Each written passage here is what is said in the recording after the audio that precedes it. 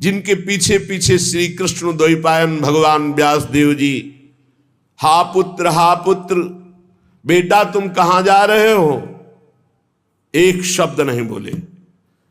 इतनी तन्मयता है ब्रह्म तत्व में कि वृक्षों से निकल रहा है सुकोहम सुकोहम सुकोहम। जो ऐसे समस्त भूत प्राणियों में विराजमान भगवत स्वरूप परमहंस शिरोमणि श्री सुखदेव जी महाराज है, उनके चरणों में कोटिशाह प्रणाम नमस्कार करते हैं। एक बार नैमिषारण्य में, बड़ा पावन क्षेत्र है नैमिषारण्य, बड़े भजन के परमाणु हैं। 88,000 ऋषि और श्री शौनक जी उनके मुखिया हैं। 88,000 ऋषियों में सब विराजमान हैं और मंचाधीन श्री सूत जी महाराज हैं। तो सूत जी महाराज को 88,000 ऋषि और उनके मुखिया शौनक जी प्रणाम करके नमस्कार करके बोले। शौनक जी ने कहा, सूत जी आपके वचन जब निकलते हैं तो उनसे हमारे अज्ञान अंधकार का नाश होता है। अज्ञान ध्वांत विध्वंस कोटि सूर्य समप्रभ सूताख्यायी कथा सारम मम कर्ण रसायनम भक्ति ज्ञान विरागाप्तो विवेको वर्धते महान माया मोह निरासस्य वैष्णवैः क्रियते कथम। हे सूत जी महाराज, आपके वचन करोड़ों करोड़ों सूर्यों के समान हैं, क्योंकि अज्ञान अंधकार का नाश कर रहे हैं। जब आप भगवान की चर्चा कहते हैं तो हमारे कानों में ऐसा लगता है अमृत रस। जो हम बड़ी बड़ी यज्ञ करके आनंद प्राप्त नहीं कर पाए हो, आपके श्रीमुख से भगवत चर्चा सुनकर वो आनंद वर्तमान में मुझे प्राप्त हो रहा है। भक्ति ज्ञान और वैराग्य से प्राप्त होने वाले महान विवेक की वृद्धि किस प्रकार से होती है, ये हम आपसे पूछते हैं। विवेक ये बहुत समर्थ परमार्थ का शुभट है। जिसके पास विवेक है वो माया को रौंद कर परास्त करके निश्चित परम पद को या ब्रह्मबोध तत्व ज्ञान जो चाहे वो प्राप्त करो। विवेक, भक्ति ज्ञान वैराग्य से प्राप्त होने वाले महान विवेक की कैसे प्राप्ति होती है, कैसे वृद्धि होती है। ये वैष्णवजन भगवान की दुरंत माया मोह से अपना कैसे पीछा छुड़ाते हैं। ये घोर कलिकाल है, इसमें जीव की प्रायः स्वाभाविक आसुरी प्रवृत्ति होती, राक्षसी प्रवृत्ति। भूमि परत भा ढावर पानी, निर्मल जल आकाश से जैसे गिरा, पृथ्वी में गिरते ही धूल दूषित मलिन हो गया, ऐसे ही तिम जीव ही माया लपटानी। महाराज, ऊपर से कलिकाल जिससे आसुरी प्रवृत्ति बढ़ती चली जा रही, तो क्या उपाय है जिससे माया आसक्त जीव कलिकाल में दैवी संपदा से संपन्न बनकर के भगवत प्राप्ति कर ले? ऐसा कोई उपाय है आपकी दृष्टि में? सूत जी, आप हमें कोई ऐसा शाश्वत साधना बताइए जो सबसे अधिक कम समय में हमारा परम कल्याण कर दे, सबसे अधिक बलशाली और कम समय में हमारा कल्याण कर दे, हमारे हृदय को पवित्र कर दे, हमें भगवान ललित त्रिभंगी श्याम सुंदर से मिला दे। देखो महाराज, चिंतामणिर्लोक सुखम सुरद्रुः स्वर्ग संपदम प्रयच्छति गुरु पीतो वैकुंठम योगी दुर्लभम। अगर चिंतामणि मिल जाए तो लौकिक सुख दे सकती है, कल्प वृक्ष मिल जाए तो स्वर्गिक सुख दे सकता है, परंतु अगर गुरु मिल जाए और गुरु प्रसन्न हो जाए तो योगी दुर्लभ नित्य भगवान का परम धाम दे देते हैं। इसलिए आप कृपा करके बताइए कि महान बलिष्ठ साधन कम समय में श्री कृष्ण का साक्षात्कार करा दे, शुद्ध विवेक जागरण हो जाए, ऐसा उपाय बताओ। क्योंकि एक तो माया ग्रसित, दूसरा कलयुग का प्रभाव, कैसे जीव भगवत प्राप्ति करे। सूत जी ने कहा, शौनकादि ऋषियों, मैं देख रहा हूं कि तुम्हारे हृदय में श्री कृष्ण का बहुत प्रेम है, इसलिए मैं विचार करके तुम्हें संपूर्ण सिद्धांतों का निष्कर्ष सुनाता हूं। ध्यान से सुनो, ये तुम्हारे जन्म और मृत्यु के भय का नाश कर देगा। ध्यान से सुनो। जब जीव के हृदय में भक्ति जागृत होती है, ऐसी भक्ति जिसका प्रतिदिन प्रवाह बढ़े,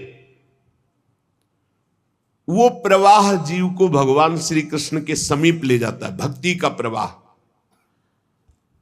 और उसके ऐसे आचरण बनने लगते हैं कि भगवान प्रसन्न हो जाते हैं। जहां भगवान प्रसन्न होते हैं, ये माया अपने आप हटने लगती, फिर उसमें कोई बाधा नहीं पहुंचाती। मैं तुम्हें साधन बताता हूं भगवान श्री कृष्ण को प्रसन्न करने का। सावधान होकर सुनो। कलयुग में जीवों के काल रूपी सर्प के मुख का ग्रास होने के त्रास का आत्यंतिक नाश केवल भगवान की कथा से हो सकता है। अगर हमें नित्य सत्संग मिले, नित्य भगवत चर्चा मिले, तो हमारा भजन रोज बढ़ेगा, भजन में रुचि बढ़ेगी, हमारे असत आचरण छूटेंगे, हम निश्चित भगवत प्राप्त हो जाएंगे। मन की शुद्धि के लिए भगवान की चर्चा से बढ़कर और कोई साधना नहीं।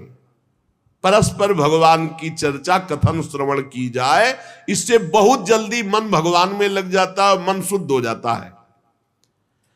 जब मनुष्य के बहुत जन्मों का पुण्य एकत्रित होता है,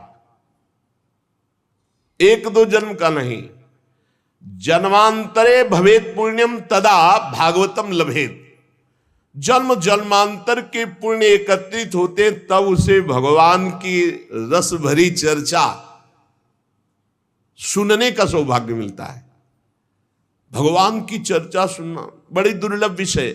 जन्म जन्मांतरों के जब पुण्य एकत्रित होते हैं, तब भक्त और भगवान की चर्चा सुनने का सौभाग्य प्राप्त होता है। सुत दारा धन लक्ष्मी पापियों के घर होए, संत समागम हरि कथा तुलसी दुर्लभ दोए।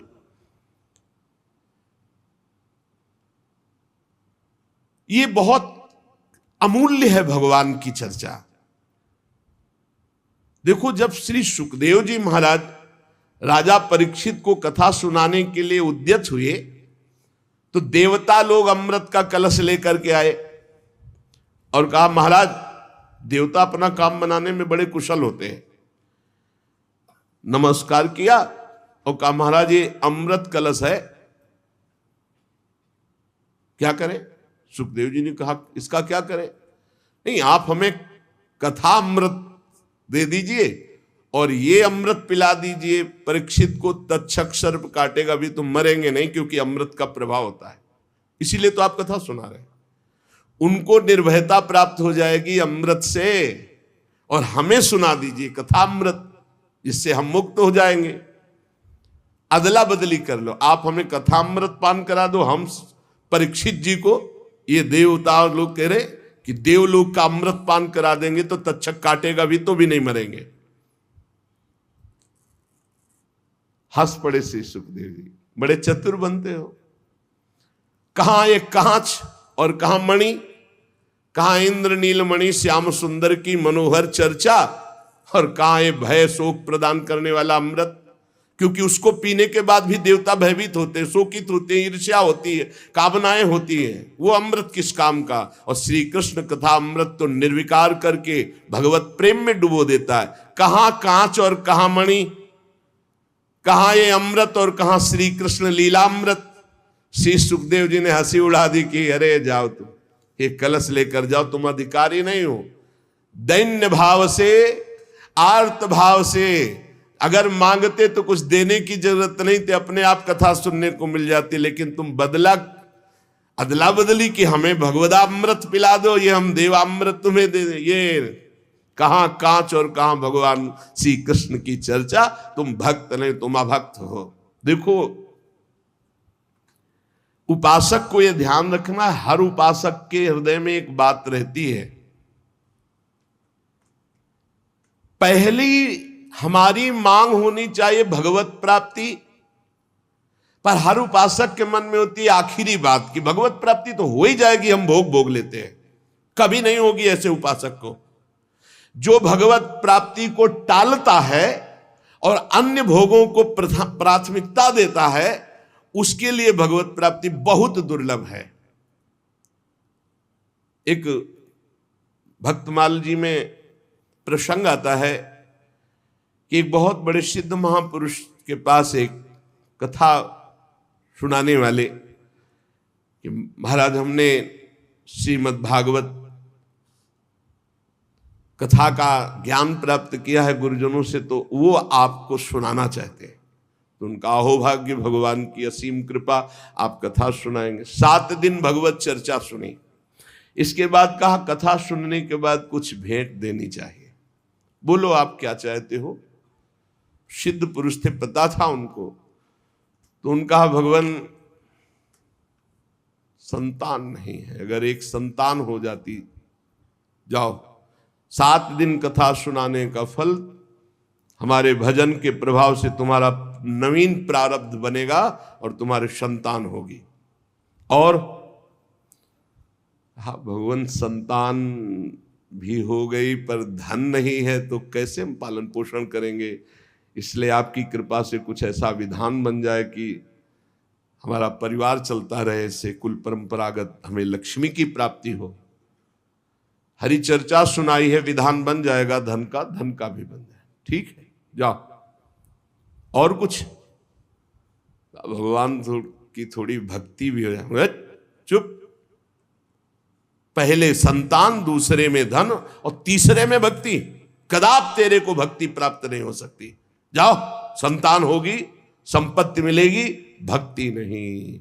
और अगर पहले बोले होते पहले नंबर में कि भगवान की भक्ति, और अब प्रभु संतों का भोग लगे, ठाकुर जी का भोग लगे, इसके लिए नाथ, और प्रभु कोई संत सेवा करने वाला हमारे कुल में भी हो जाए, सब हो जाता।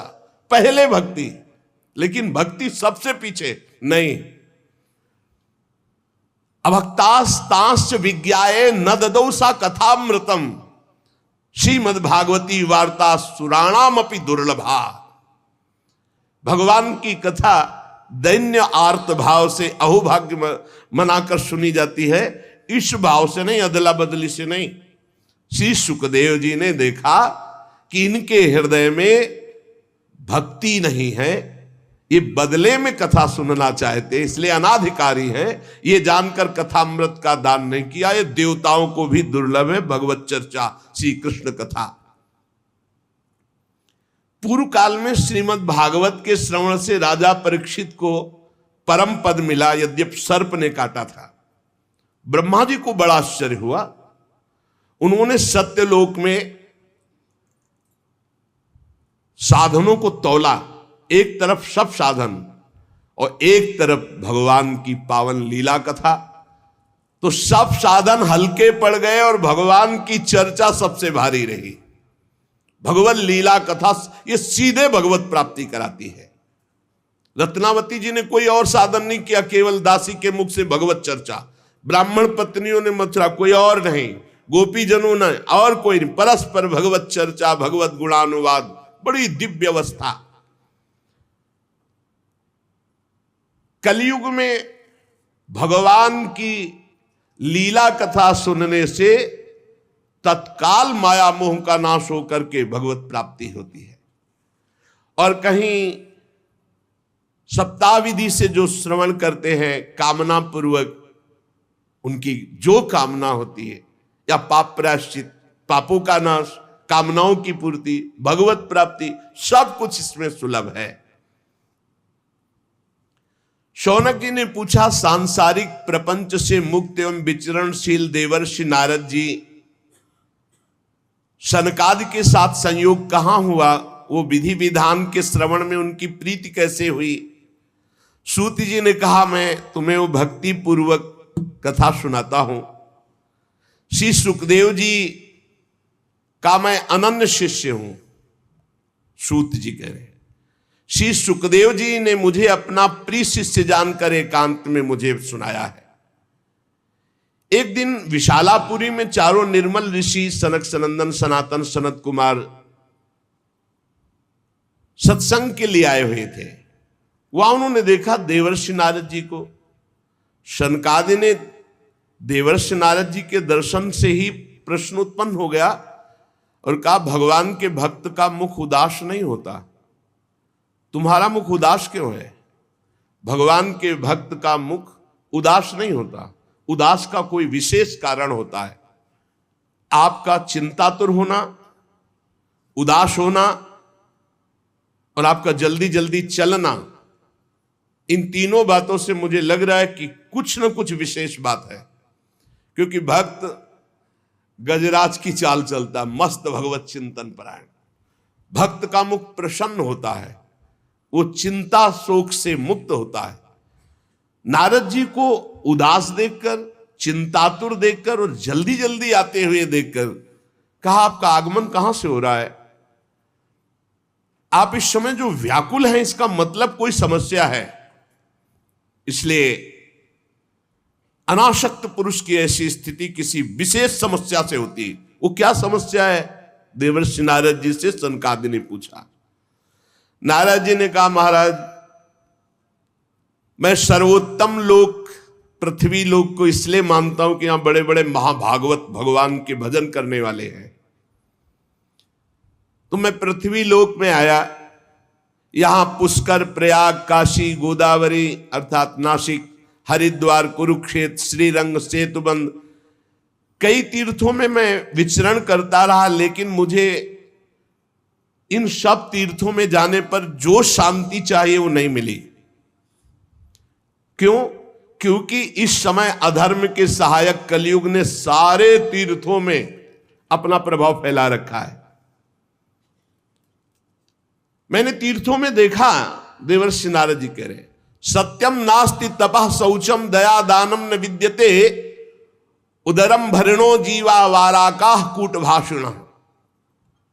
सत्य नहीं रह गया, तपस्वी शुद्ध तपस्या जो बाहर भीतर की पवित्रता, दया, दूसरों के सुख के लिए दान, ये सब जा रहा है कलयुग का प्रभाव। बेचारे जीव केवल कैसे पेट पालन हो, सब असत्यभाषी हो रहे हैं, असत्यभाषी। देवर्षि नारद जी कह रहे कोई बिरला भगवान का आश्रित जो भगवत मार्ग में निरंतर चित्त को जोड़े हुए है, उसी के ऊपर कलयुग का प्रभाव नहीं तो कह रहे हैं कि सब असत्य भाषण और आलसी, मंद बुद्धि, भाग्यहीन, उपद्रव करने वाले, उद्दंडता करने वाले। और आगे कह रहे हैं बहुत देवर्षि नारद जी बोल रहे हैं, इसलिए हम कह रहे हैं कि जो बोल रहे बहुत शुद्ध बोल रहे। कह रहे मंदा सुमंद मतयो मंद भाग्या उपद्रुता पाखंड निरता संतो विरक्ता सपरिग्रहा। जहां जहां हम तीर्थों में गए, कोई बिरला ऐसा है जो अपने सही मार्ग में चल रहा है, नहीं दंभ और पाखंड का बोलबाला है। सब प्रकार का परिग्रह स्वीकार किया जा रहा है। जब गृहस्थों की तरफ देखा तो घरों में स्त्रियों के जो भाई होते हैं ना, वही सलाहकार हैं। देवर्षि नारद जी बोल रहे हैं कलयुग का प्रभाव। तरुणी प्रभुता गेहे श्याल को बुद्धिदायका, श्री सदगुरु बुद्धिदायका। कलयुग में नहीं, तरुणी प्रभुता गेहे श्याल को बुद्धिदायका। और बोले लोभ से कन्या विक्रीणो लोभा दंपति नाम च कलकनम। इस कलयुग ने ऐसी दुर्गति कर दी है, क्रय विक्रय सामान वस्तुओं की किया जाता है कि लड़का किया जाता है?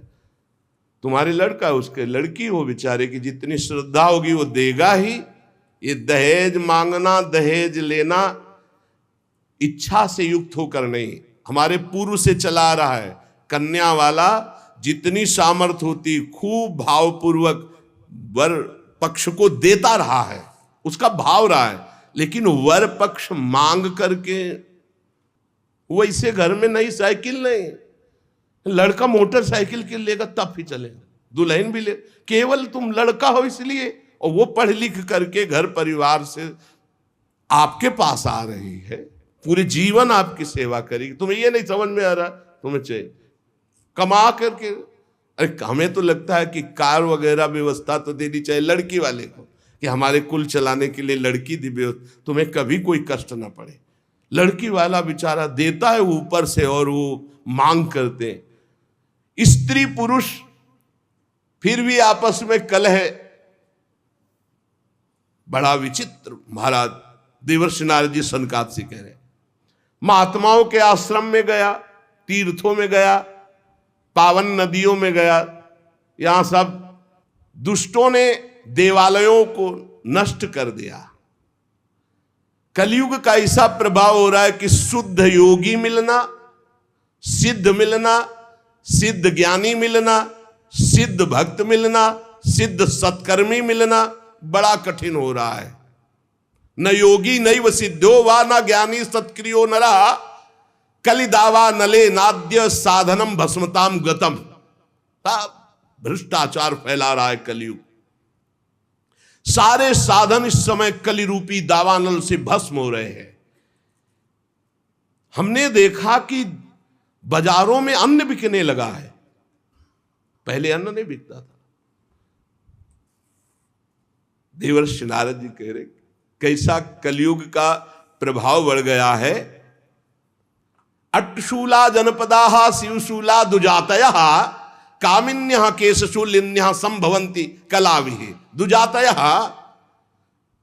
जो विप्रजन है वो पैसा लेकर के वेद पढ़ाते हैं, तो फिर परिवार कैसे चले? नहीं, वेद पढ़ाते थे वो तो गुरुदक्षिणा में या कार्य की पूर्णता में जजमान तो खुद देता था, मांगने को नहीं कहा गया। गोस्वामी तुलसीदास जी ने भी कहा, बेचहि वेद धर्म दुहि लेहि। पैसा तय करके वेद का पाठ करना या शास्त्रों का श्रवण कराना, ऐसा निषेध ये कलयुग का प्रभाव है। देवर्षि नारद जी कह रहे हैं शास्त्र तस्मात् शास्त्रम प्रमाणम कामिन्यः केशशूलिन्यः संभवन्ति कलाविहा। इस कलयुग ने ऐसा भ्रष्टाचार मचा दिया कि चरित्र बेच करके लोग जीवन यापन करना चाहते हैं। बड़ा विचित्र है। बोले चरित्र बेच करके उदर पोषण करने की वृत्ति, ऐसा दिमाग। नौकरी मिल जाए, रुपया मिल जाए, पद मिल जाए, चरित्र चला जाए, उसका कोई महत्व नहीं। ऐसा कलयुग बुद्धि को भ्रष्ट कर देता है। एवं पश्यन कलेर दोषान पर्यटन नवनीमहम यामुनम तटमापन्नो यत्र लीला हरेरभूत। मैं ऐसे विचरण करते हुए भयानक कलयुग के दोषों को देखता हुआ परम पावन यमुना जी के पुलिन पर विराजमान जो श्री वृंदावन धाम है, जहां भगवान श्री कृष्ण की नित्य लीला हो चुकी है, हो रही है और होती रहेगी। तत्राश्चर्यम मया दृष्टम सूर्यताम तन्मुनीश्वरा एकातु तरुणी तत्र निशरणा खिन्न मानसा। मुनिवरों, मैंने एक बड़ा आश्चर्य देखा वृंदावन में। वहां एक बड़ी तेजोमयी दिव्य युवती खिन्न मन से बैठी है, उसके पास दो पुरुष वृद्धावस्था को प्राप्त अचेत पड़े हुए सांस ले रहे हैं। वो तरुणी बार बार उन दो वृद्ध पुरुषों की सेवा करके जगा रही है, दुलार कर रही है, पर वो जगी नहीं रहे। तरुणी खिन्न मानसा, बहुत उदास है। दश दिक्षु निरीक्षन्ति रक्षितारम निजम वपुः विज्यमाना सतस्त्रीभिर बोध्यमाना मुहुर्मुहु। वो दसियों दिशाओं में देख रही कि कोई मेरा सहयोगी आ जाए और इन दो को चेतना दिला दे। बार बार वो वस्त्र से पंखा झल रही, उन्हें चेतना लाने की कोशिश। मैंने ये दूर से चरित्र देखा, कौतूहलवश पास गया। वो दिव्य तरुणी खड़ी हुई और प्रणाम करके व्याकुल होकर मुझसे कहने लगी, देवर्षि नारद जी, एक क्षण ठहर जाइए, मेरी चिंता को दूर कर दीजिए, क्योंकि आप जैसे संतों का दर्शन समस्त चिंता और पापों को नष्ट करने वाला होता है। आपके वचनों से मेरे दुख की बहुत कुछ शांति हो जाएगी, मुझे विश्वास है। क्योंकि यदा भाग्यम भवेत भूरि भवतो दर्शनम तदा, जब मनुष्य के बहुत बड़े भाग्य उदय होते तब आप जैसे संतों के दर्शन होते हैं। नारद जी ने कहा कि देवी तुम कौन हो, बहुत तेजस्वी हो, और ये दोनों वृद्ध पुरुष कौन है तुम्हारे जो तुम इनकी सेवा कर रही हो, और बहुत सी कमल नयनी देवियां तुम्हें घेरे हुए हैं। तुम विस्तार से अपने दुख और अपना परिचय बताओ, दुख का कारण और परिचय। तो उस दिव्य युवती ने कहा, अहम भक्ति रीति ख्याता इमऊ में तनयो मतौ ज्ञान वैराग्य नामानौ काल योगे न जर्जरौ गंगाद्या सरितश्चेमा मत सेवार्थम समागता। मेरा नाम भक्ति है, ये मेरे पुत्र हैं जो वृद्ध हो गए ज्ञान और वैराग्य। समय के प्रभाव से, कलयुग के प्रभाव से मेरे पुत्र वृद्ध हो गए ज्ञान और वैराग्य। ये जो मेरी सेवा में है, ये गंगादि दिव्य नदियां हैं। मैं समस्त देवियों से सेवित हूं, क्योंकि प्रेम लक्षणा भक्ति हूं। तपोधन मैं अपनी कथा सुनाती हूं और सुनकर आप मुझे शांति प्रदान करें। मैं द्रविड़ देश में उत्पन्न हुई, कर्नाटक में बड़ी, कहीं कहीं महाराष्ट्र में सम्मानित हुई, गुजरात में मुझे थोड़ा बुढ़ापा जैसा लगा। घोर कलयुग के प्रभाव से पाखंडियों ने मुझ भक्ति को क्षीण कर दिया है। पाखंड ने बहुत काल से मैं दुर्बल निस्तेज अपने पुत्रों सहित, पर जब मैं वृंदावन आई तब तो मैं तो सुंदरी स्वरूप नवयुवती हो गई, लेकिन मेरे पुत्र वैसे की वैसे ज्ञान वैराग्य। भक्ति कह रहे मैं तो तेजस्विनी हो गई वृंदावन में, लेकिन ज्ञान वैराग्य को यहां। अब ये मेरे पुत्र ऐसे वृद्ध पड़े हैं, अब इनको छोड़कर मैं कहीं जा नहीं सकती।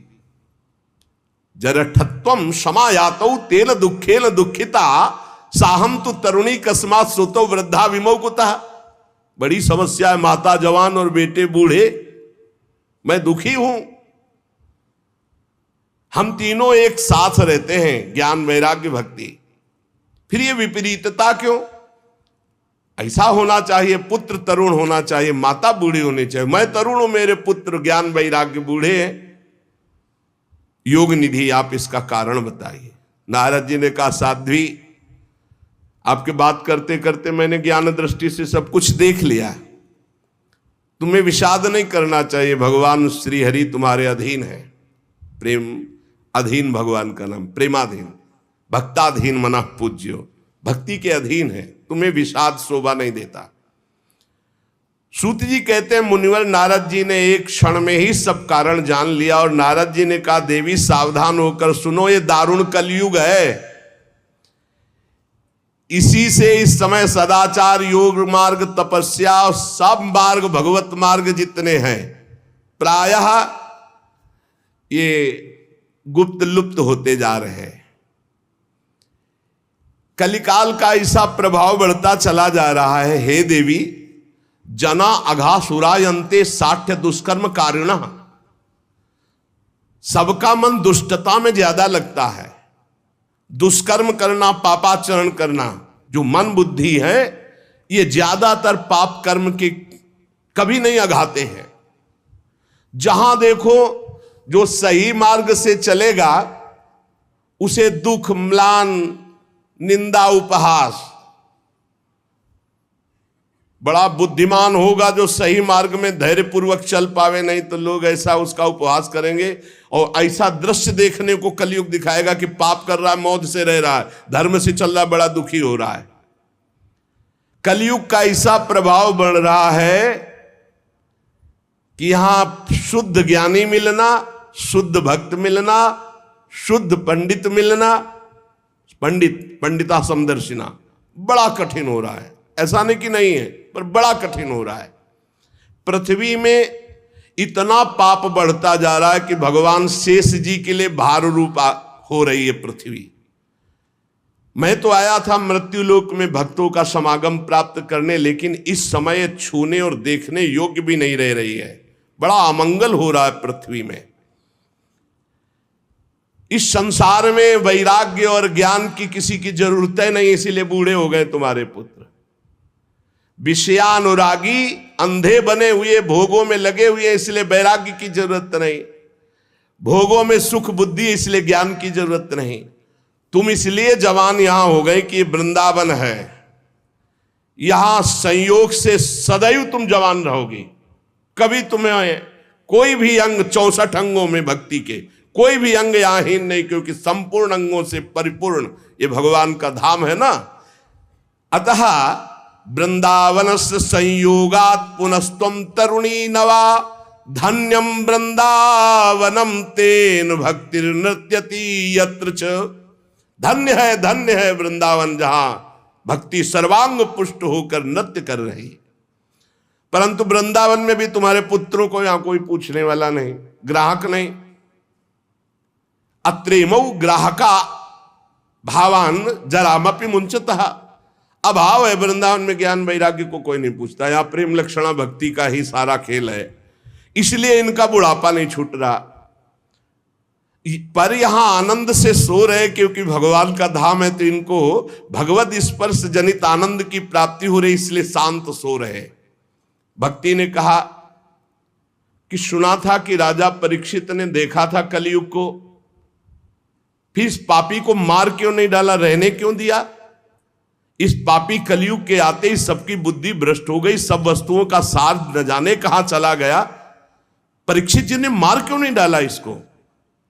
और करुणामय भगवान श्री हरि से भी ये कैसे देखा जा रहा है?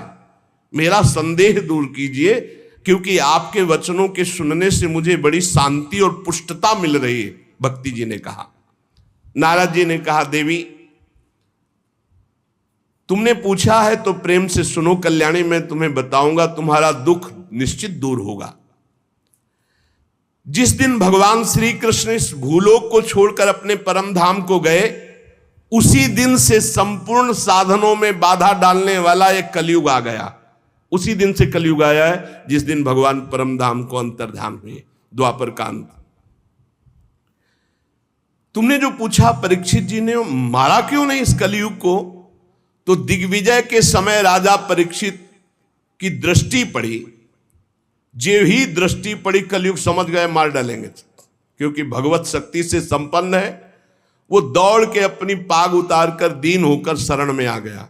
और ये नियम है कि जो चरणों में गिर पड़े, शरणागत हो जाए, चाहे प्राणों की बाजी लगानी पड़े, उसकी हानि नहीं होनी चाहिए। ये शरणागत का धर्म का नियम है। जैसे कबूतर चरणों में गिर गया तो महाराज शिवी जी ने अपने संपूर्ण शरीर को, मांस को और शरीर को भी दे दिया, लेकिन कबूतर को नहीं दिया।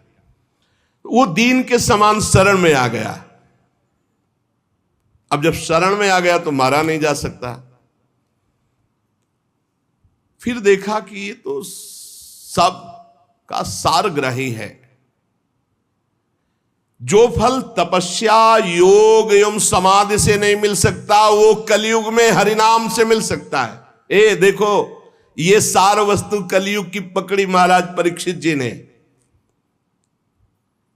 यद्यपि ये बहुत ही अमंगलकारी है कलयुग। यत् फलम नास्ति तपसा न योगेन समाधिना तत्फलम लभते सम्यक कलौ केशव कीर्तनात्। बड़ी बड़ी समाधि से, बड़ी बड़ी तपस्या से, साधना से, योग से जो फल नहीं मिलता कलयुग में, नाम जप और नाम कीर्तन से। कलयुग केवल नाम आधारा, सुमिर सुमिर नर उतरई पारा। ये सारहीन होने पर भी महाराज परीक्षित ने एक बात देखी कि जो 10,000 वर्ष तपस्या और समाधि और साधना से फल, वो भगवान नाम कीर्तन और जप से कलयुग में सहज में प्राप्त हो जाएगा। इसलिए इसको नहीं मारा। पहले तो शरणागत हो गया, और दूसरी बात इसमें बड़ी जोर की एक बात देखी कि जो 10,000 वर्ष समाधि तपस्या योग यज्ञ आदि से, वो यहां सहज में नाम जप से नाम कीर्तन से प्राप्त हो जाएगा। कुकर्म में सबकी प्रवृत्ति फैलाना एक कलयुग का कार्य है। और पृथ्वी जब देखा पाप हो रहा है तो सब सार वस्तु अंतर ध्यान करने लगी। अब इसमें स्पष्ट लिखा है, विप्रैर्भागवती वार्ता गेहे गेहे जने जने कारिता कण लोभेन कथा सारस्ततो गतः। श्रीमद् भागवत में ही आगे लिखा है कि जो आपकी कथा सुनाते हैं भूरिदा जना, वो बहुत बड़े दानी है भगवत कथा सुनाने वाले। विप्रैर भागवती वार्ता गेहे गेहे जने जने कारिता कण लोभेन कथा सारस ततो गता। तो कैसे गृहस्थी चलेगी प्रवक्ता की? श्री कृष्ण से योगक्षेमम वहाम्यहम, भगवान चलाएंगे। तो श्री कृष्ण देंगे, कैसे देंगे श्री कृष्ण? जैसे पूरी सृष्टि रची है, तुम्हारी सलाह से थोड़ी रची, अपने आप अपनी सामर्थ्य से आपका भरण पोषण करेंगे। विप्रैर भागवती वार्ता गेहे गेहे जने जने कारिता कण लोभेन कथा सारस ततो गता। कण कण के लोभ से, अन्न के, वस्त्र के, धन के, रुपया के, मान प्रतिष्ठा के लोभ से कथा बेचने लगे तो कथा का सार चला गया। अत्युग्र भूरि कर्माणो नास्तिका रौरवाह जनाः तेपि तिष्ठन्ति तीर्थेषु तीर्थ सारस ततो गता। ये तीर्थों में घोर रौरव नरक जाने वाले कर्म करने वाले लोग आ गए, पापाचरण कर रहे, तीर्थों को अपवित्र कर दिया है।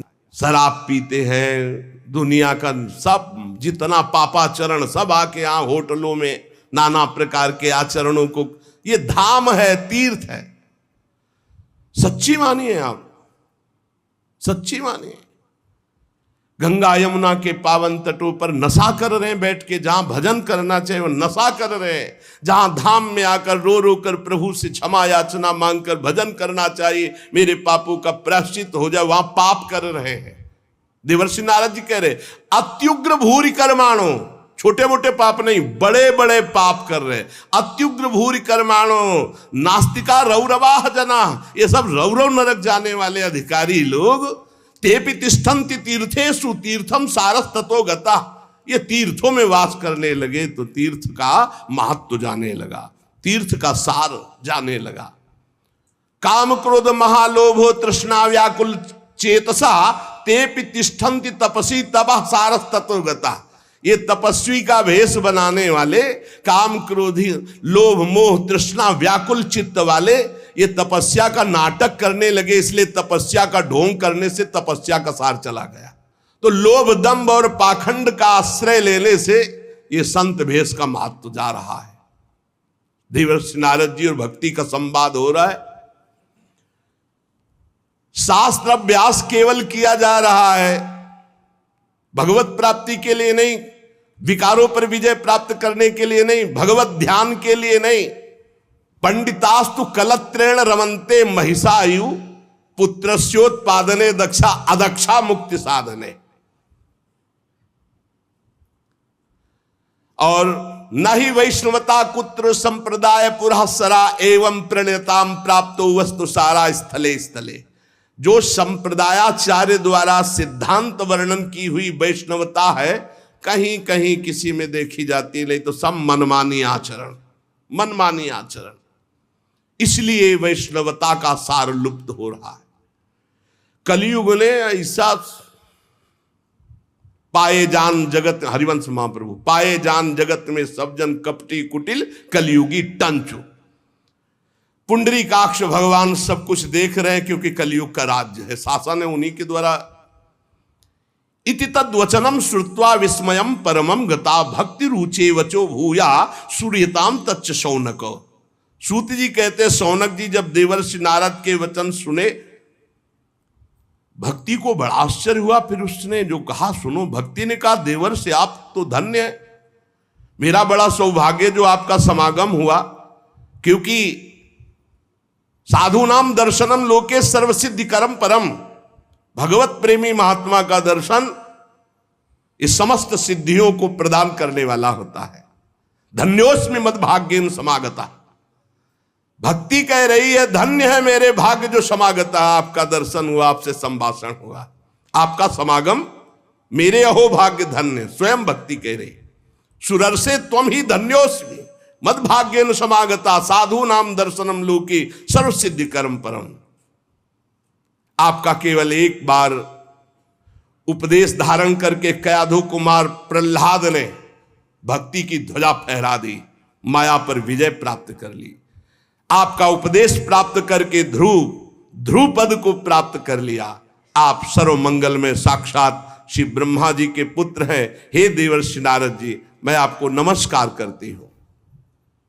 नारद जी ने कहा कि भक्ति तुम खेद में अपने को मत डालो, चिंता तो मत हो, भगवान श्री कृष्ण के चरण कमलों का चिंतन करो।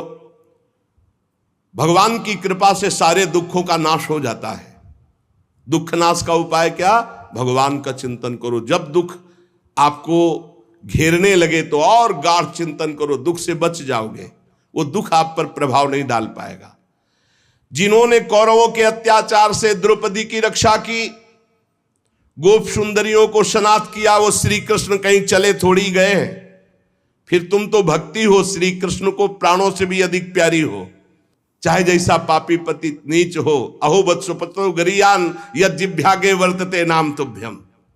सतयुग त्रेता द्वापर इन तीन युगों में ज्ञान वैराग्य और मुक्ति के साधन थे, किंतु कलयुग में तो केवल भक्ति ही ब्रह्म सायुज्य प्राप्त करा सकती, दूसरा कोई साधन नहीं। जैसे अभी कलिया परसों में श्री तुलसीदास जी जो वर्णन कर रहे थे कि तीर्थ याग यज्ञ व्रत आदि, अब नहीं समय रह गया इनके द्वारा भगवत प्राप्ति। ये सोचकर ही परमानंद चिन्ह मूर्ति ज्ञान स्वरूप श्री हरि ने अपने सत स्वरूप से तुम्हें रचा है। तुम साक्षात श्री कृष्ण की परम प्रिय हो, परम सुंदरी हो। एक बार जब तुमने हाथ जोड़कर पूछा था कि मैं क्या करूं, तब भगवान ने यही आज्ञा थी कि मेरे भक्तों का पोषण करो। तुमने भगवान की आज्ञा स्वीकार की, तुम पर भगवान बहुत प्रसन्न है। तुम्हारी सेवा करने से मुक्ति को तुम्हारी दासी के रूप में दिया है। भक्ति की दासी क्या है? मुक्ति। ज्ञान वैराग्य तुम्हें पुत्र रूप में दिए। वैसे तो तुम साक्षात भगवान के समीप रहती हो, पर कभी कभी भूतल पर अपने भक्तों का पोषण करने के लिए तुम भ्रमण करती हो। कहां समीप रहती? भगवान के धाम में। यहां नित्य शाश्वत प्रेम लक्षणा भक्ति विराजमान रहती है। तुम मुक्ति रूपी दासी ज्ञान वैराग्य रूपी पुत्र को लेकर पृथ्वी तल पर सतयुग से द्वापर पर्यंत बड़े आनंद से रहे, पर कलयुग में तुम्हारी दासी मुक्ति पाखंड रूप रोग से पीड़ित होकर क्षीण हो गई, इसलिए वो तो भगवान के पास चली गई। अब जब भगवान जिसको मुक्ति देंगे वही मुक्त हो सकता है। अब इस लोक में तुम्हारे पास बचे ज्ञान और वैराग्य, वो बूढ़े हो चुके हैं, ज्ञान वैराग्य काम नहीं कर रहा, पर वो तुम्हारे पास ही हैं। कलयुग के कारण तुम्हारे पुत्र उत्साहहीन वृद्ध हो गए हैं, पर चिंता मत करो, मैं संकल्प लेता हूं इनका नवजीवन, ज्ञान वैराग्य को मैं जागृत करूंगा। सुमुखी, कलयुग में बहुत बड़े दोष हैं, पर कलिना सदृशा कोपि युगो नास्ति वरानने तस्मिस्त्वाम स्थापिष्यामि गेहे गेहे जने जने। इसमें बड़ा भारी गुण है, भगवान के नाम कीर्तन से परम पद प्राप्त होता है। मैं घर घर में भक्ति का स्थापन करूंगा, तुम चिंता मत करो।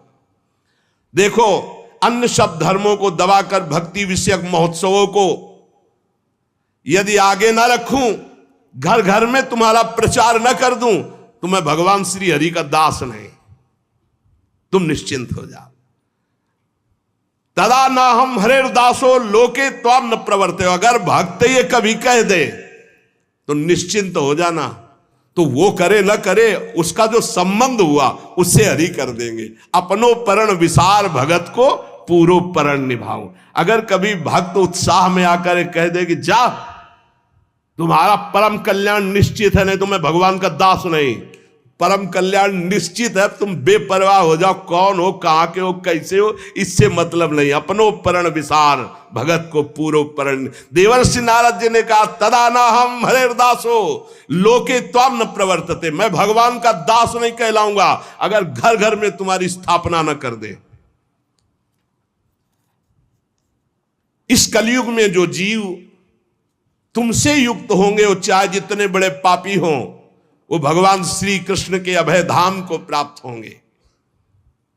जिसके हृदय में प्रेम लक्षणा भक्ति निवास करती है, उस पुरुष को यमराज कभी स्वप्न में भी नहीं देख सकते। जागृत की तो बात जाने दो, थोड़ी भी भक्ति जिसके हृदय में है यमराज कभी नहीं देख सकते। देवर्षि नारद जी, जिनके हृदय में हे भक्ति महारानी आपका थोड़ा भी आदर है, उसे कभी प्रेत नहीं छू सकता। पक्की बात, ये विश्वास करो, ध्यान पूर्वक सुनो। एसाम चित्ते वासुदेव भक्ति, थोड़ी भी जो सर्वदा प्रेम रूपिणी नाते पश्यंत कीनासम स्वप्ने अमल मूर्त है, जो यमराज है वो स्वप्न में भी उसे नहीं देख सकते। जिसके हृदय में भगवान श्री हरि की भक्ति है, वसेत भक्ति, वासुदेव भक्ति। और बड़ी हिम्मत से ये बात पकड़ लो कि तुम्हें कभी कोई प्रेत छू नहीं सकता। न प्रेतो न पिशाचो वा राक्षसो वासुरोपि वा भक्तियुक्त मनस्का नाम स्पर्शेन न प्रभुर भवेत। स्पर्श नहीं कर सकता है, पक्की बात है, ये हमने देखा है, आगे पीछे चलते देखा है, थोड़ा भय प्रदान करते देखा है, लेकिन छुआ नहीं आज तक। गंगा के किनारे स्मशान में पूरी रात, अब क्या पता कि आगे क्या है, पर कभी शरीर को कोई चोट पहुंचाई हो या स्पर्श किया हो, आज तक कभी हिम्मत नहीं पड़ी। अपना कल्याण करने के लिए भक्तों का दर्शन, भक्तों से संभाषण हो, लेकिन अमंगल नहीं कर सकते।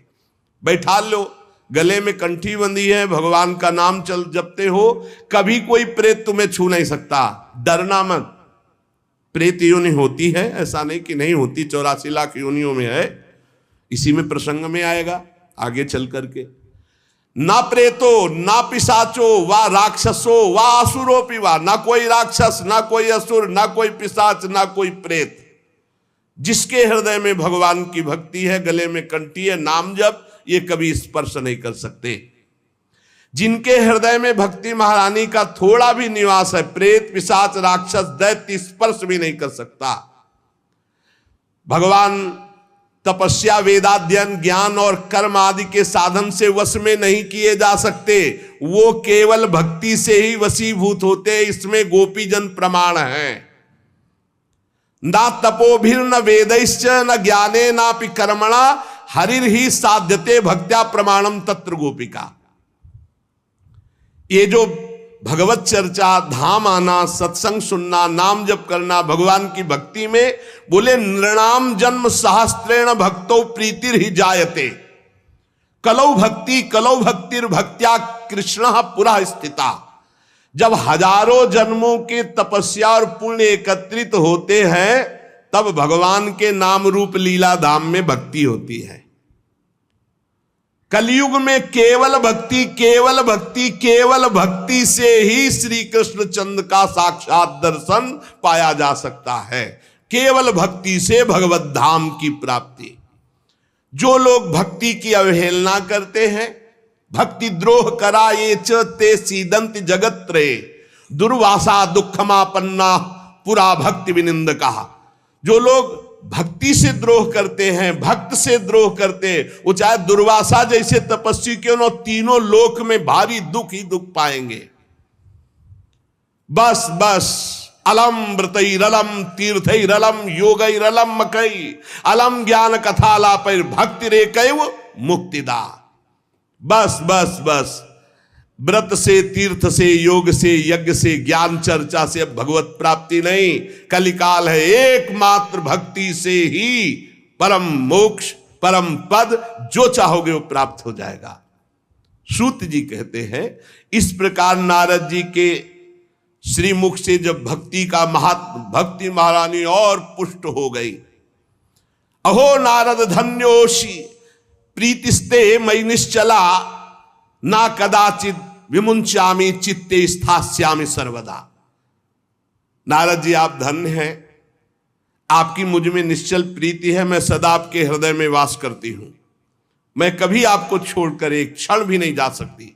साधु आप बड़े कृपालु हैं, आपने अपने क्षण भर की वार्ता से मेरे सारे दुख दूर किए, पर मेरे पुत्रों में चेतना नहीं आई, अभी तो वृद्ध ही है।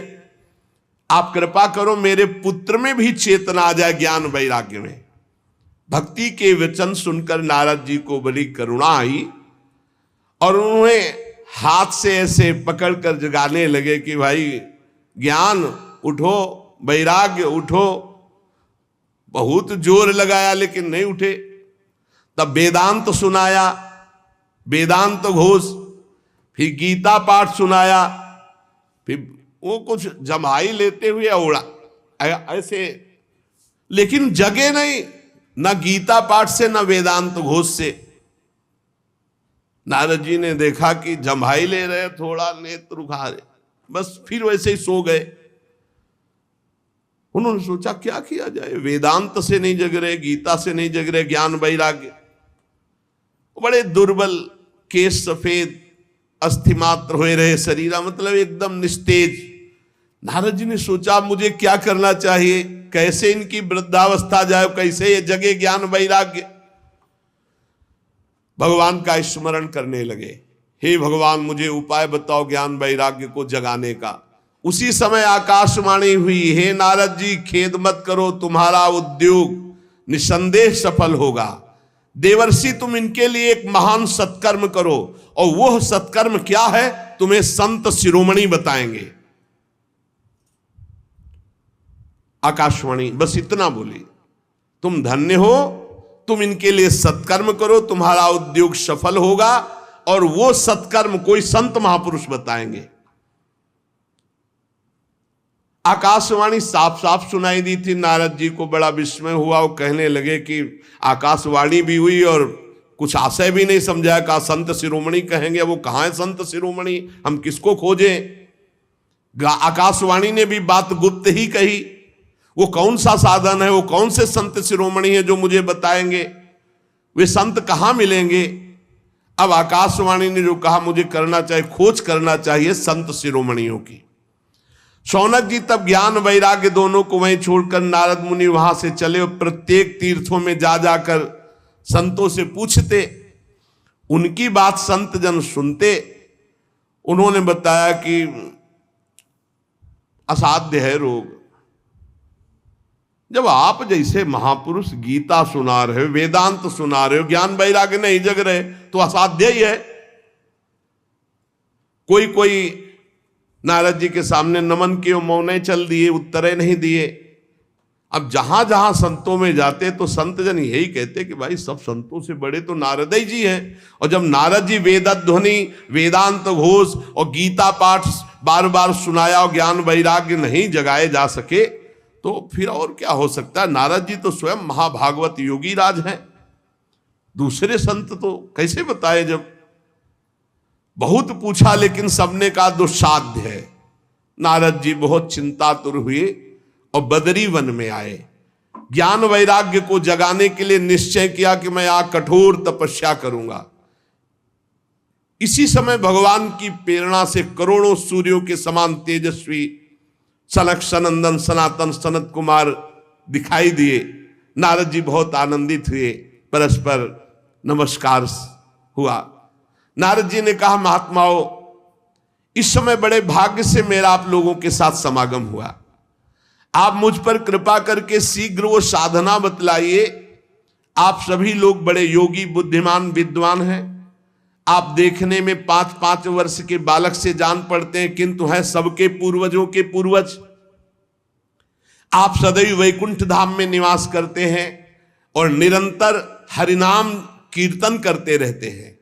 भगवत लीलामृत का रसास्वादन करके उन्मत्त रहते हैं। भगवान की चर्चा ही आपका जीवन है। सदा वैकुंठ निलया हरि कीर्तन तत्पराहा लीलामृत रसोन्मत्ता कथा मात्रैक जीवना, कथा ही आपका जीवन है और हर कीर्तन अमृत का आप, लीलामृत का आप पान करके उन्मत्त बने रहते हैं। और हर समय हरि शरण में वही नित्यम मेषाम मुखे वचः अतः काल समादिष्टा जरायुष्मान न बाधते। हर समय आपके मुख से निकलता रहता है हरि शरणम हरि शरणम हरि शरणम। इस महामंत्र के कारण काल प्रेरित वृद्धावस्था आपको छू नहीं सकती। हरि शरणम, आपको कोई बाधा नहीं पहुंचा सकता। किसी भी लोक में आप कहीं भी जा सकते हैं। आपके भ्रूभंग मात्र टेढ़ी होने पर भगवान के द्वारपाल जय विजय तुरंत पृथ्वी लोक में गिर पड़े थे और आपकी ही कृपा से पुनः वैकुंठ लोक पहुंचे। धन्य हो गया मैं जो आज आपका दर्शन हुआ। मैं बहुत दीन हूं, आप लोग स्वभाव से दयालु हैं, इसलिए मुझ पर आपको अवश्य कृपा करनी चाहिए। बताइए, आकाशवाणी ने जो कहा वो कौन सा साधन है? मुझे क्या अनुष्ठान करना चाहिए? ज्ञान और वैराग्य किस प्रकार जागृत हो और भक्ति सुखी हो जाए, सब में भक्ति ज्ञान वैराग्य की प्रतिष्ठा हो, ऐसा कौन सा साधन है? सनक सनंदन सनातन सनत कुमार चारों ऋषियों में से बोले, देवर्षि आप चिंता मत करो, पहले तो प्रसन्न हो जाओ। उनके उद्धार का एक सरल उपाय पहले से विद्यमान है।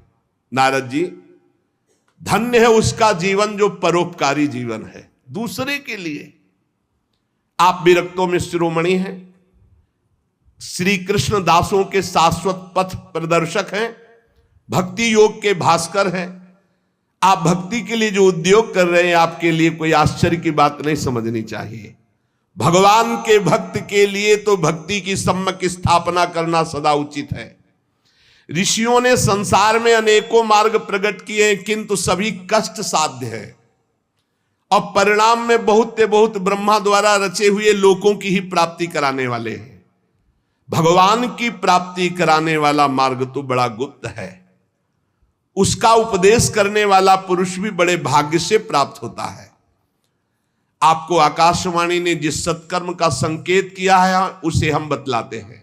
आप प्रसन्न और समाहित चित्त होकर सुनिए। नारद जी, द्रव्य यज्ञ, तपोयज्ञ, योग यज्ञ और स्वाध्याय रूपी ज्ञान यज्ञ, ये सब तो लोक लोकांतर की प्राप्ति कराने वाले हैं, महालोक, तपलोक, जनलोक, स्वर्गलोक आदि। लेकिन ये जो भगवत चर्चा रूपी महान सत्कर्म है, ये मोक्ष प्रदान करता है, प्रेम प्रदान करता है।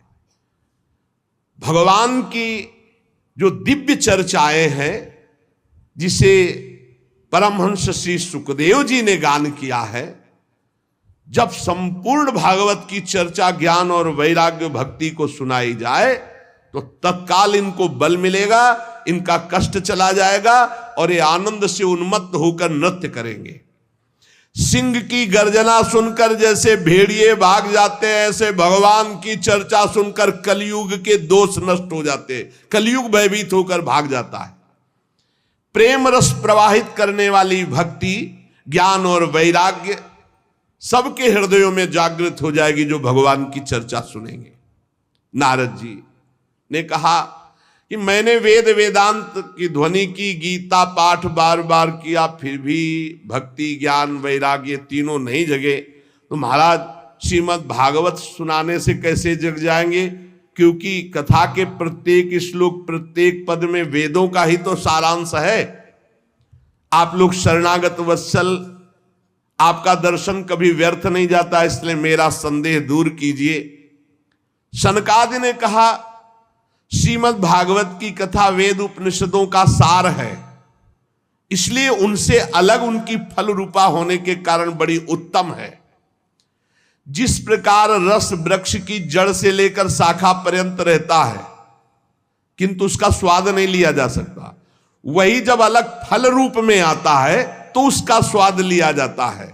जैसे दूध में घी रहता है किंतु उसका स्वाद नहीं लिया जाता, जब प्रक्रिया के द्वारा अलग किया जाता है तो उसका स्वाद अलग हो जाता है। जैसे गन्ने में शक्कर रहती है पर प्रक्रिया के द्वारा फिर उसका स्वाद अलग लिया जाता है, ऐसे ही वेद उपनिषद का सार फल रूप है। जो भगवान श्री कृष्ण की चर्चा से युक्त श्रीमद् भागवत है, ये भगवान व्यास देव जी ने भक्ति ज्ञान और वैराग्य को प्रकाशित करने के लिए स्वयं रचा है। वेद वेदांत के पारगामी गीता की भी रचना करने वाले भगवान व्यास देव जी खिन्न होकर अज्ञान समुद्र में गोते खा रहे थे। तो आप याद करो, आपने ही तो 4 श्लोक में इसका उपदेश किया था, उसे सुनते ही उनकी सारी चिंता दूर हो गई थी। फिर इसमें आपको आश्चर्य क्यों हो रहा है? जो आप हमसे प्रश्न कर रहे हैं, आपको उन्हें शोक और दुख का विनाश करने वाले इस महामहिम भगवत चर्चा को सुनाना चाहिए। नारद जी ने कहा, महानुभाव, आज तो मैं कृतकृत हो गया। आपका दर्शन जीव के संपूर्ण पापों को तत्काल नष्ट कर देता है। जो संसार दुख रूप दावानल से तपे हुए हैं, उन पर शीघ्र ही शांति की वर्षा हरि जब करते तो आप जैसे महात्माओं का दर्शन हो जाता है। आप निरंतर भगवान शेष जी के सहस्त्र मुखों से गाए हुए भगवत कथा अमृत का पान करते रहते हैं। मैं प्रेम लक्षणा भक्ति का प्रकाश करने के उद्देश्य से आपकी शरण लेता हूं। जब अनेकों जन्मों के संचित पुण्य पुंज का उदय होता है तो मनुष्य को सत्संग मिलता है। भाग्योदयेन बहुजन्म समर्जितेन सत्संगमं च लभते पुरुषो यदा वै अज्ञान हेतु कृत मोह मदांधकार नाशम विधाय ही तदोदयते विवेका। अनेकों जन्मों के जब पुण्य एकत्रित होते तब सत्संग मिलता है, और जब सत्संग मिलता है तब अज्ञान जनित मोह मद रूप अंधकार का नाश होकर विवेक उदय होता है, और जब विवेक उदय होता है तो भगवान से प्रेम होता है। जब अविवेक होता है तो संसार से प्रेम होता है। नारद जी, अब मैं भक्ति ज्ञान और वैराग्य को स्थापित करने के लिए प्रयत्न करूंगा। परमहंस शिरोमणि श्री सुखदेव जी के कहे हुए भागवत शास्त्र की कथा द्वारा उज्जवल ज्ञान यज्ञ करूंगा। यह यज्ञ मुझे कहां करना चाहिए? आप इसके लिए कोई स्थान बतला दीजिए। आप लोग वेद के पारगामी विद्वान हैं, इसलिए मैं सुख शास्त्र की महिमा सुनना चाहता हूं। इसकी विधि क्या है, कितने दिनों में सुने, कृपा करके बताइए। जब नारद जी ने ऐसा कहा तो शनकादि बोले, आप बड़े विनीत हैं, क्योंकि सब जानते हुए आप पूछ रहे हैं, सर्वज्ञ हैं आप, पर आप पूछ रहे हैं इसलिए हम आपको ये बातें बता रहे हैं। इस समय हरिद्वार के पास आनंद नामक एक घाट है, बड़ा शांत है, एकांतिक है, ब्रह्म ऋषियों द्वारा सेवित है। देवता सिद्ध लोग वहां सेवन करते हैं। भांति भांति के वृक्ष और लताएं हैं। वहां कोमल नवीन बालू बिछी हुई है। बड़ा सुरम्य एकांत प्रदेश है। हर समय गंगा जी की कलरव और सुगंध जो कमलों की है वो वायु लाती रहती है। हमें लगता है वहीं इस ज्ञान यज्ञ का आरंभ किया जाए, आनंद घाट में। कथा में अपूर्व रस आता है जब एकांत शांत भागवतिक स्थान हो। हमने देखा है कथा का प्रभाव, और आप देख लीजिएगा, एक बार केवल अनुष्ठान होने दीजिए और आपके सामने निर्बल जरा जीर्ण अवस्था में पड़े हुए ज्ञान वैराग्य यदि नृत्य न करने लगे तो कहना। भक्ति अपनी आंखों के सामने ही देखेगी, वो भी नृत्य करेगी, उनके पुत्र भी नृत्य करेंगे। कथा के शब्द पढ़ते ही ज्ञान और वैराग्य तरुण हो जाएंगे।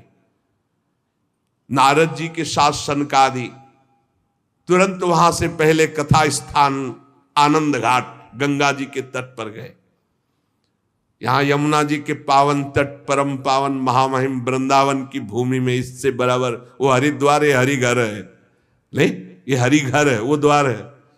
द्वार से जिस समय तट पर पहुंचे तो सर्वत्र सिद्धों ने ये सूचना पहुंचा दी कि बहुत बड़ा ज्ञान यज्ञ होने वाला है। तो भगवान के रस के जो रसिक जन हैं, भक्त जन हैं, प्रेमी जन हैं, वो सब एकत्रित होने लगे। भृगु जी, वशिष्ठ जी, च्यवन जी, गौतम जी, मेधातिथि, देवल, देवरात, परशुराम, विश्वामित्र, साकल, मार्कंडे, दत्तात्रेय, पिप्पलाद, योगेश्वर, भगवान व्यास, पराशर, छायासुख, जाजल, जन्हू आदि बड़े बड़े मुनि अपने अपने शिष्यों के साथ, परिकर के साथ वहां एकत्रित होने लगे। इसके सिवा मूर्तिमान होकर वेद, उपनिषद, मंत्र, तंत्र, 17 पुराण, 6 शास्त्र ये सब वहां उपस्थित हुए, क्योंकि सनकादि आदि महापुरुषों के द्वारा भगवत चर्चा। गंगा आदि नदियां, पुष्कर आदि सरोवर, कुरुक्षेत्र आदि समस्त क्षेत्र, सारी दिशाओं के दंडक वन, हिमालय आदि के जितने भी ऋषि मुनि सब आकर के एकत्रित होने लगे। सिद्धों ने बात फैला दी, भगवान की अमोघ चर्चा होने वाली है हरिद्वार में आनंद घाट पर, और बड़े महापुरुषों के द्वारा, इसलिए सब कथा का आनंद लें। तब कथा सुनाने के लिए दीक्षित होकर श्री कृष्ण परायण सनकादि नारद जी के दिए हुए श्रेष्ठ आसन पर विराजमान हुए। सभी ऋषि मुनि देवताओं सबने उनकी वंदना की। श्रोताओं में वैष्णव, विरक्त, सन्यासी, ब्रह्मचारी ये आगे बैठे।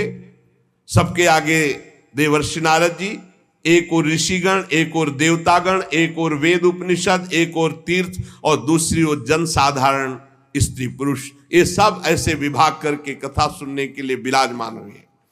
उस समय बड़ी जोर की पुष्प वर्षा हुई आकाश से, जय जयकार, नमस्कार और शंखों की ध्वनि होने लगी। फूलों की वर्षा, जो विमान पर चढ़कर देवता लोग सब ऋषियों के ऊपर कल्प वृक्ष के फूल बरसा रहे थे। सनकादि ऋषि महात्मा नारद को भगवत चर्चा का महात्म्य स्पष्ट करके सुनाने लगे। सनकादि ने कहा, हम आपको इसकी पहले महिमा सुनाते हैं। जो इसको श्रवण कर ले एक बार सही ढंग से, उसकी मुक्ति निश्चित हो जाएगी। कोई भी हो, एक बार पूरी सम्यक 18,000 श्लोक सुन ले तो निश्चित उसको भगवत प्राप्ति हो जाएगी। पहला ये श्रवण का फल है, तुम्हारी समझ में आवे ना आवे, एक बार आपने ध्यान से भगवत चर्चा सुनी सम्यक, तो इसका फल है कि अंततो गत्वा तुम्हारा कल्याण हो जाएगा।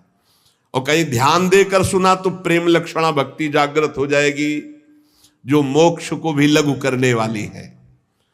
इसलिए इस कथा का सावधान होकर के आस्वादन करना चाहिए। जो पूरी कथा सुन लेगा तो श्रवण मात्र से श्री हरि हृदय में आकर विराजमान हो जाएंगे, हरि जागृत हो जाएंगे। भय प्रकट कृपाला, अभी यहां 3 गुणों का पर्दा लगाकर आनंद ले रहे, सो रहे, फिर वो जग जाएंगे, पर्दा हट जाएगा और भय प्रकट कृपाला, तो हमें हृदय में ही साक्षात्कार हो जाएगा। यस्या श्रवण मात्रेण हरिश्चित्तम समाश्रयेत। इसमें 18,000 श्लोक, 12 स्कंद, श्री सुखदेव और राजा परीक्षित का संवाद। ये जीव तभी तक अज्ञानवश इस संसार चक्र में भटकता रहता है जब तक उसे भगवान की चर्चा सुनने को नहीं मिलती। जहां भगवान की चर्चा सुनने को मिली, मोह का नाश हुआ और भगवान की तरफ दौड़ पड़ता है। श्री सनकादि इस महामहिम भगवत शास्त्र की महिमा का वर्णन करते हैं। सुशेष चर्चा आगे। श्री राधा वल्लभ लाल की जय।